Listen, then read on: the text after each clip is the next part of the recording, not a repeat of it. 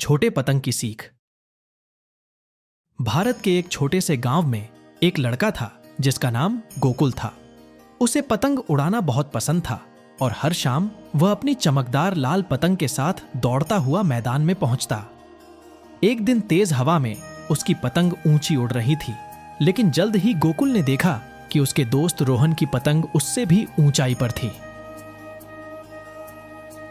निराश होकर गोकुल ने सोचा, अगर मैं पतंग की डोर छोड़ दूं तो यह बिना रुकावट के और ऊंचाई पर उड़ सकेगी।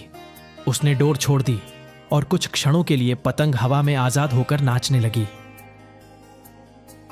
लेकिन जल्द ही बिना किसी सहारे के वह नियंत्रण खोने लगी और डगमगाते हुए तेजी से नीचे गिर गई।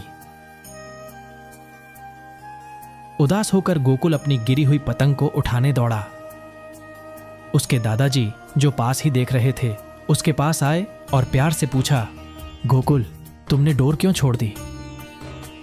मुझे लगा कि डोर उसे रोक रही है, गोकुल ने उदासी से कहा, लेकिन वह बिना डोर के ऊंचाई पर उड़ नहीं सकी।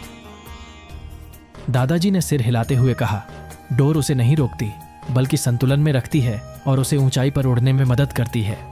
जिंदगी में भी हमें इसी तरह का सहारा और धैर्य चाहिए ताकि हम ऊंचाई पर पहुंच सकें।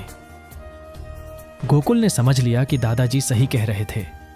जैसे पतंग को संतुलन के लिए डोर चाहिए, वैसे ही उसे भी धैर्य और संतुलन की जरूरत थी।